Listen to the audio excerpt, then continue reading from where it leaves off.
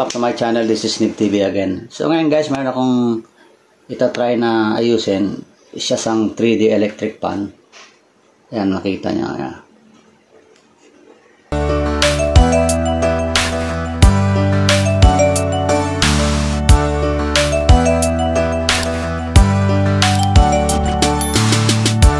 Yan guys, 3D. So ang problema niya, sabi nila mahina na raw yung umikot. Tsaka ito, may problema sa kanyang, kung titignan nyo guys, so nakabaon yun, ito, yung dalawa. Ayan. Ayan, pag pinindot yung gitna, babaon na rin. Ayan, ito lang yung gumagana. So, itong dalawa, magkakonect. So, kaya ayos sa umandar. So, maaring kulang lang sa ano to. Subukan natin sundutin. Ayaw. So, mangyayari guys, bubuksan natin. Maaaring nagkaroon ng ano doon, stuck up sa loob. So, ito walang problema to. Ang problema daw nito ay yung mahina na umikot yung kanyang fan. Yan, yung kanyang fan. Nakikita kong dahilan dito, baka mahina na yung capacitor. O kaya medyo kulang na to sa langis. Wala naman siya guys. Wala naman tama yung kanyang bushing. Kasi umaandar naman siya, kaya nga lang parang medyo mahina nga. So, ang gagawin natin, bubuksan natin, titingnan natin yung kanyang capacitor, itetest natin, baka mahina na, baka mababa na sa kanyang rated capacitance. So, yan ang tingnan natin. Tapos, kung yun ang dahilan, papalitan lang natin ng pan capacitor para umimprove. Saka ayusin lang natin yung mga switches na dyan sa baba. Okay guys, bubuksan ko na siya, babaklasin ko. Hindi ko na papakita para hindi masyado mahaba itong video. So yan guys, nabuksan ko na. So nakita nyo guys, napakarumi na. Yan. So lilinisan ka muna. Tanggalin ko yung mga alikabok dyan. So yan guys, nalinis ko na. Yan, wala na yung mga agiw, mga alikabok dyan. Malinis na siya. So tetestingin natin kanyang capacitor. Baka sakaling mahina na. Tsaka parang hindi na siya nila maon dahil nga, nag-lock na dito sa may yan pinakita ko sa inyo kanina. Yan, halimbawa yan, sasaksak natin Hindi siya guys mag-on. Ito, sasaksak ko. Ayan. Sasaksak natin doon guys. Sa aking power supply yan. Ayan, umuugong na siya guys. Hindi siya mag-on kasi nga ito itong problema nagdikit na tong dalawa. So okay, off natin. Ayan na rin pinutol ko muna para ma-discharge natin. Ang gagamitan ko na lang guys ng discharge tool, yung ginawa kong project, yung last video ko. Sandali lang guys, kukunin ko lang yan. Ayan.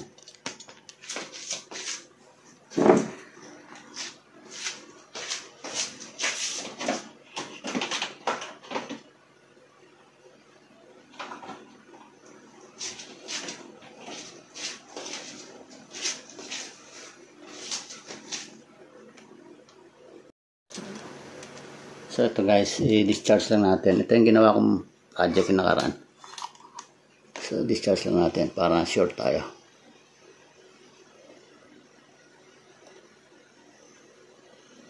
So yan, wala na yan guys. Okay. Wala na. Yan, wala na guys. Okay. Pwede natin pagdikit yan. Wala na yan. Sukatan natin guys ng kuwan niya. Nakalagay dito guys is nakalagay dito is kung nababasa guys 2 microfarad.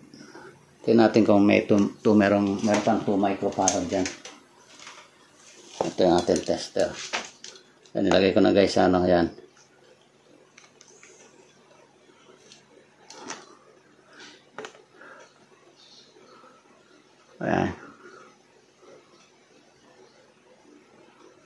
So 0.9 na lang siya guys, microfarad. So mahina na talaga. Yan ang 0.9 na lang eh. So ibig sabihin nasa 1 na lang yan. So may sabi nila mahina na umikot kasi nga 2 microfarad ang nare-reading natin is 0.9 lang or sarado natin sa 1. So mahina na. Ayan ang 0.9. So papalitan natin to guys. Hanap muna ako ng 2 microfarad na kapalit. Ito papalit natin.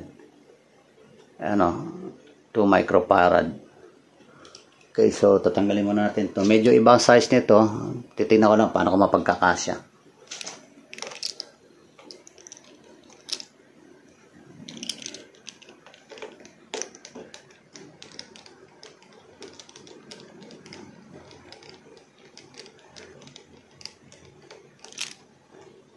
Ang sabi kasi sa akin, kahit na nasa number 3, ang hina ng ikot. Sayang, hindi ko na naipakita sa inyo kasi medyo ayaw ko rin masyadong tumagal ang video. Pero nakita naman ninyo na talagang sa sukat pa lang eh.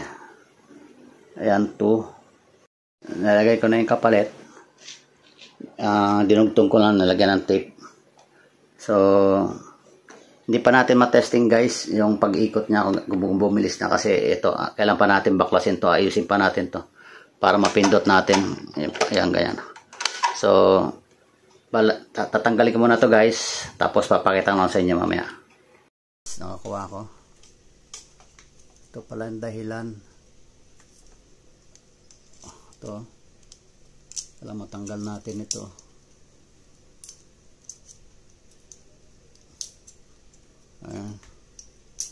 Yun. Ayun guys, oh. Kaya galing ito. So yun guys, tingnan natin. Ito na binuksan ko na siya. So ito talaga nakabara, oh. Tigas eh. Ito rin. Ayan. Ito lang ang gumagana. Ayan. Itong dalawa ayaw. Ay. Meron pala guys, oh. Ano to? Parang may nakabarang tornilyo. Kaya galing ito. Yun, nalaglag siguro. Naglaglag siguro guys. Baka galing mga tornilyo yan dito siguro. Nalaglag. Ayan. Ayan, oh, may nakabara. Kaya pala tigas. So tatanggalin muna natin to. Buti hindi sa guys nag-short. Ayan, oh. Kung ito kasi yung tornilyo na to at bagay hindi naman magsi-short yan kahit pag samasamahin mo yan eh. Tiga lang, tatanggalin natin guys. Sandali ah. Mukha ako ng isang maliit na. Tanggalan natin yung nakabara nito. Tingnan natin kung gagana na siya. Ayaw pa rin. Sira na yata itong kuha natin. Ito, subukan natin ito.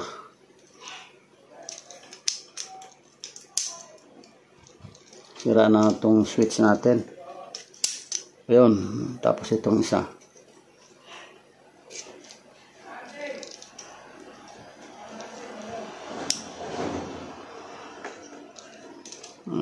Tulak natin yung spring. Ayun. Angat muna natin. Stock up na rito guys ah.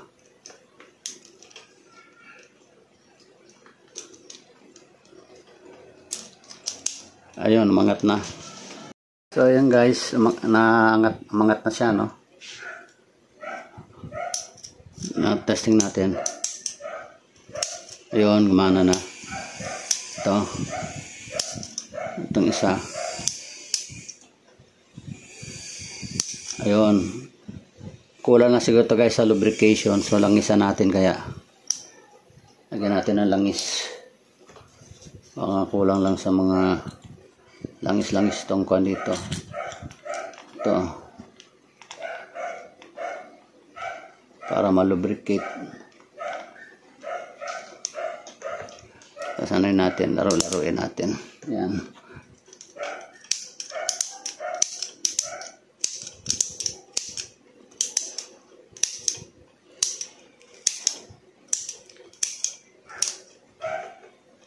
So, ang dahilan, may nabara na tornilyo.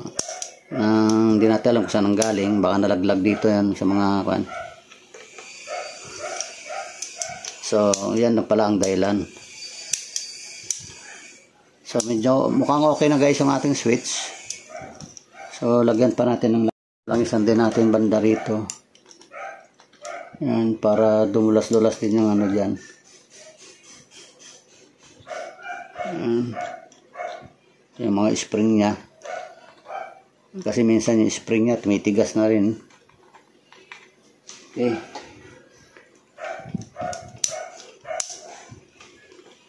Akala ko magpapalit na tayo ng switch eh. Pwede pa naman ito.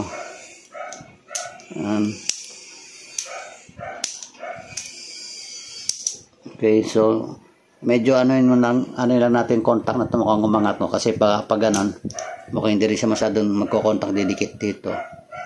So medyo ano natin ng konti yan, adjust. Ano natin ng konti.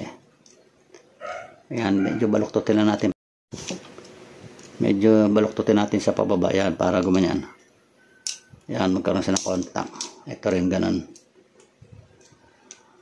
Ito rin.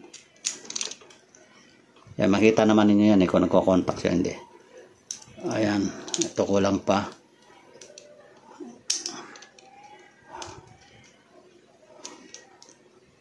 Medyo natin. Yan. Importante mag-contact siya dyan. Okay. So yun lang. Siguro okay na siguro to.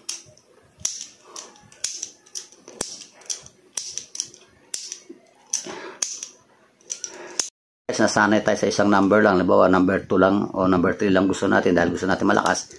Yung ibang number na neglect na natin, so hindi siya na-exercise.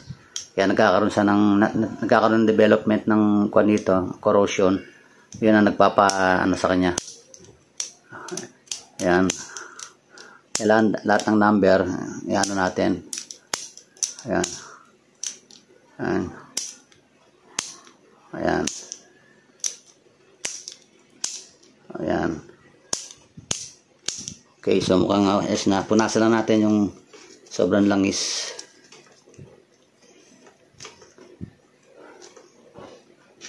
Ayan siya.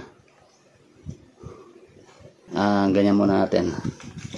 Taas lang muna natin dyan. Para makita natin itong ano. Yung motor niya. Lalangisan ko na rin pala to guys. Total na nabuksan na rin natin. Lalangisan ko na rin to.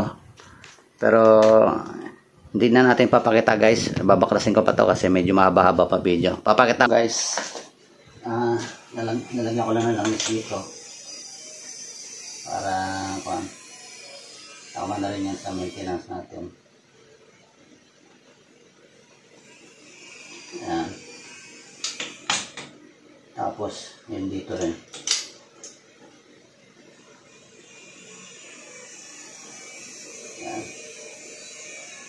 Okay. Medyo konting langis din dito sa kanyang kwan.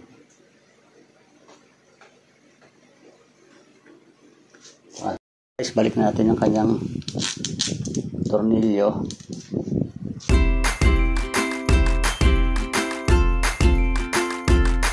Ako na guys. Ayan. Testingin na natin yung switch natin. Ito. Yan sa number 1. Alagyan natin guys ng tape para makita natin na talagang umandar na siya.